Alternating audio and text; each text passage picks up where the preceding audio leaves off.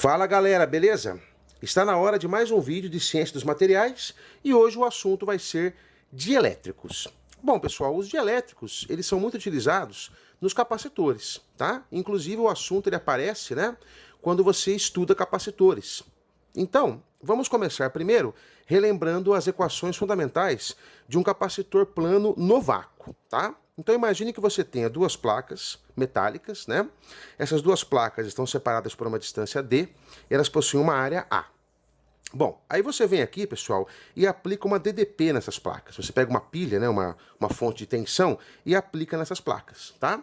O que você vai perceber, pessoal? Você percebe que ao desligar a DDP daqui, você percebe, pessoal, que o capacitor ele se carrega, ou seja, as placas adquirem cargas.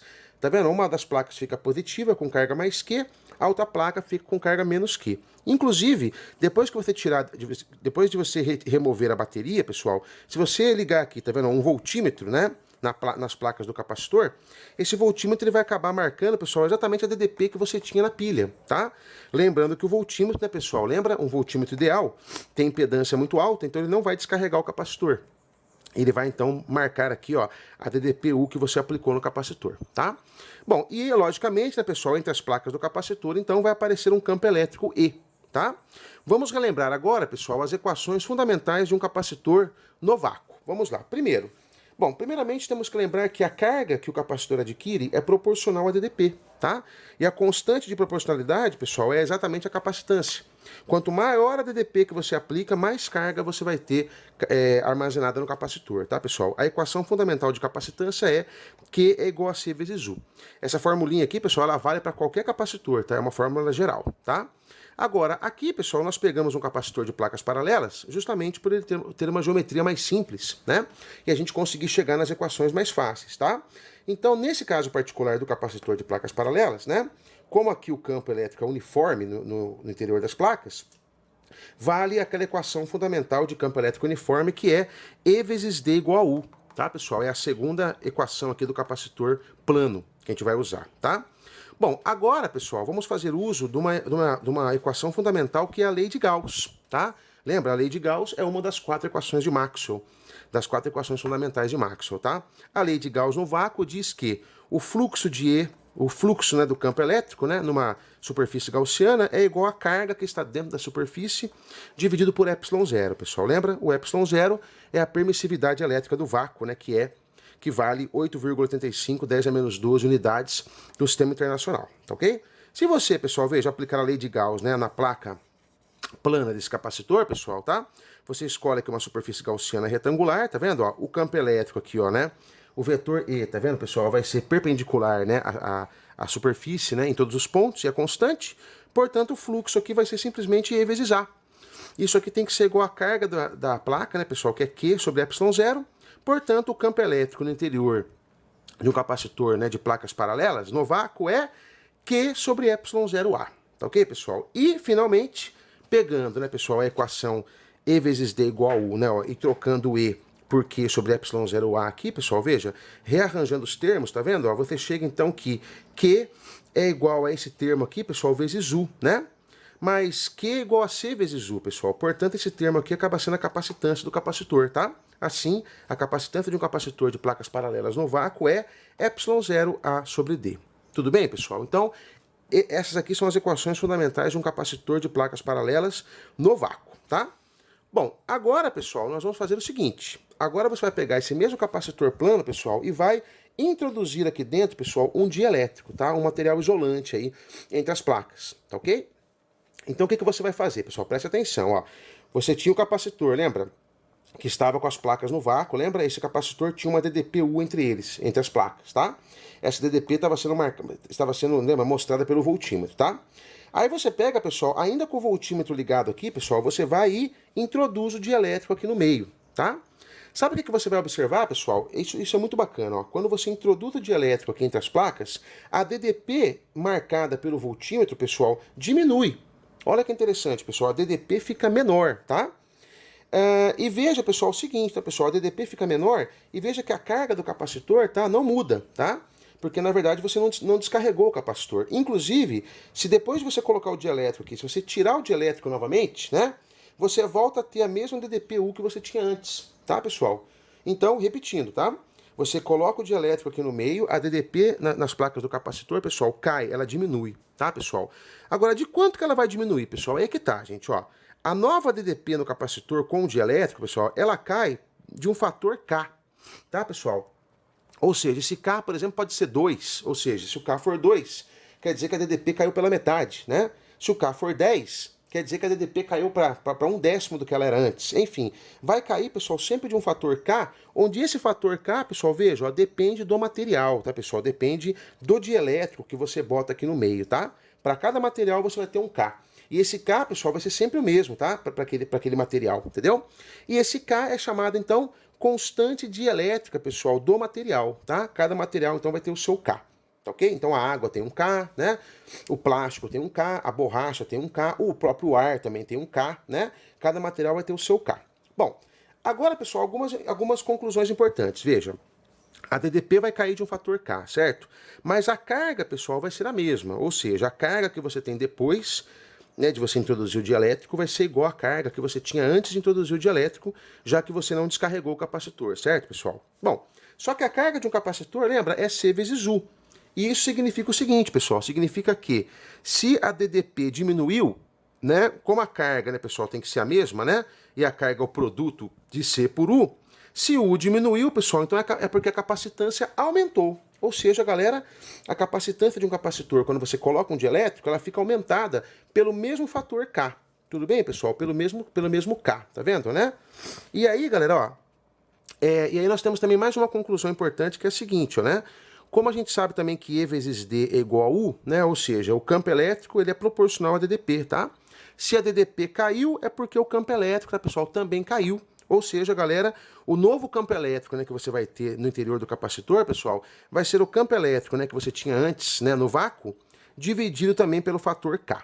Bom, então, pessoal, ó, essas conclusões, tá, pessoal, são muito importantes, tá? Repetindo, então. Quando você coloca um dielétrico, tá, pessoal, né, num capacitor de placas paralelas, o que vai acontecer? A DDP vai cair por um fator K, o campo elétrico também vai cair por um fator K, e a capacitância, pessoal, vai ficar aumentada de um fator K, certo? Se o dielétrico tiver um K igual a 10, a capacitância vai ser, então, 10 vezes maior, tá? Bom, agora, pessoal, vamos perceber o seguinte, gente. Onde que esse K, né, pessoal, ele vai agir? Tá? Onde que esse K vai agir? Então vamos lá. Ó, a gente sabe então que a capacitância, lembra, de um capacitor no vácuo é ε0A sobre D, tá? Bom, quando você coloca o dielétrico, pessoal, tá certo? Ó, essa capacitância então, ela fica multiplicada por um fator K, tá vendo? Ó? Então ao invés de ser ε0A sobre D, que era o que você tinha antes, a capacitância vai passar a ser K vezes ε0A sobre D. Bom, só que aí, pessoal, veja que interessante, galera. Olha, perceba que o capacitor, pessoal, né, ó, o A do capacitor não mudou e o D também não mudou.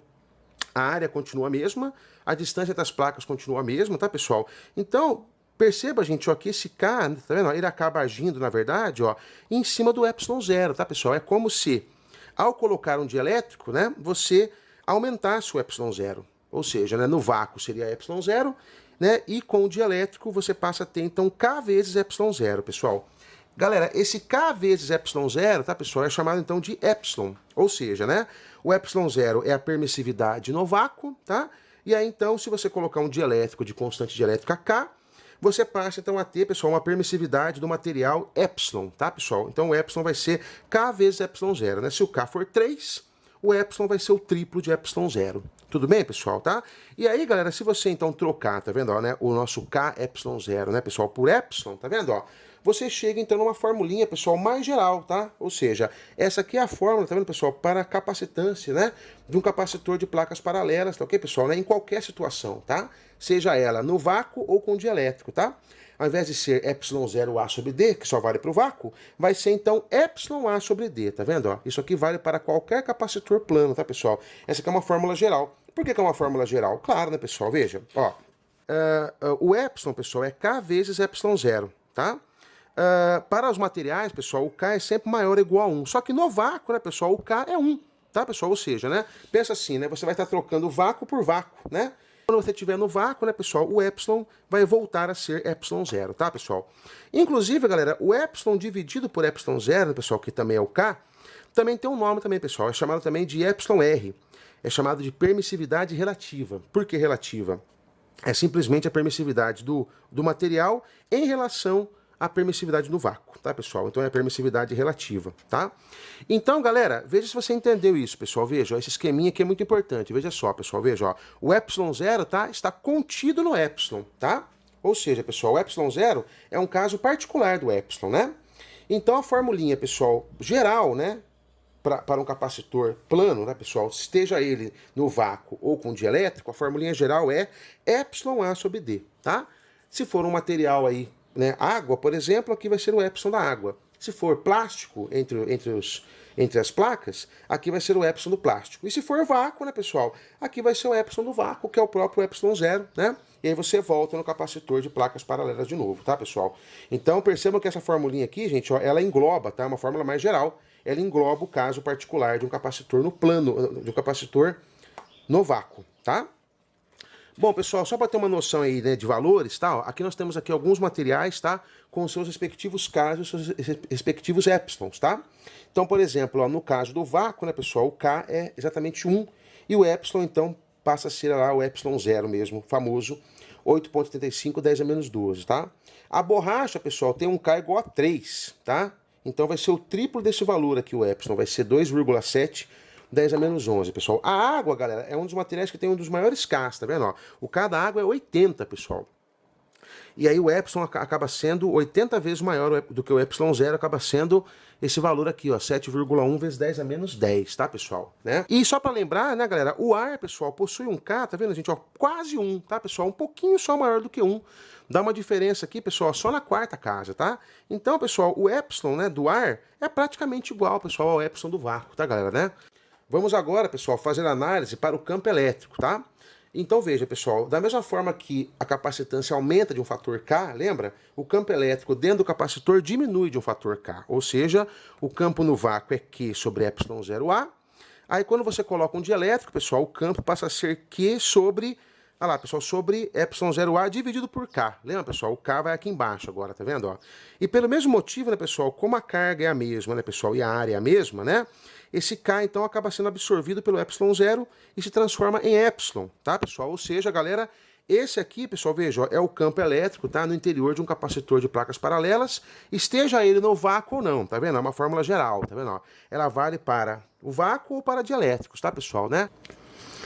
E aí, né, pessoal, a galera percebeu o seguinte, ó, que tanto, né, para qualquer tipo de capacitor, tá, pessoal, né, você trocava o ε0 por ε, né?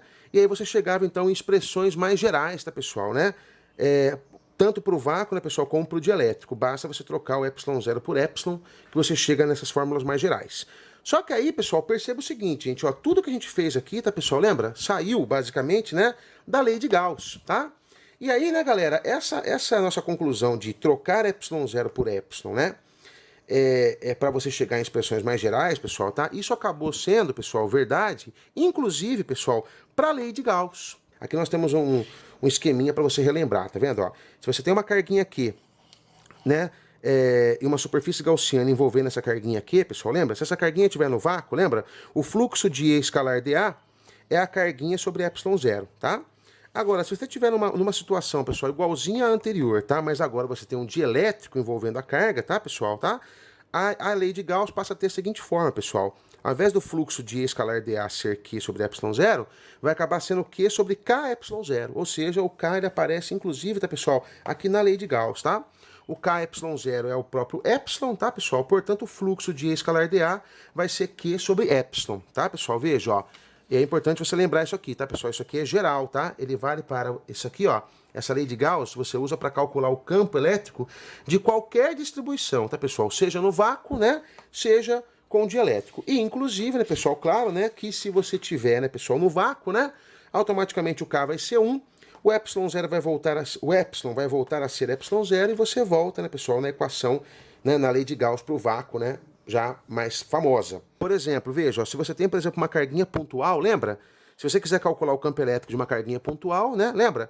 Você usando a lei de Gauss, você chega então que o campo é 1 sobre 4πε0Q sobre R², tá? Se por acaso, pessoal, essa carguinha, né, pessoal, tiver, né, envolta por um dielétrico, tá vendo, pessoal? É a mesma coisa, tá? É tudo igual, só muda que no lugar do ε0 você vai colocar ε, Ok, pessoal? Vai dar a mesma expressão do campo, só que agora, né, pessoal, né, no lugar de epsilon zero, vai aparecer epsilon, tá bom? Bom, pessoal, esse então foi o nosso primeiro vídeo, tá? Sobre dielétricos, tá? No segundo vídeo, pessoal, sobre dielétricos, a gente vai continuar a discussão, tá? E a gente vai mostrar, então, a lei de Gauss em em outros formatos também, tá? E iremos continuar a discutir esse assunto muito importante, tá bom? Um grande abraço, pessoal, e nos vemos no próximo vídeo.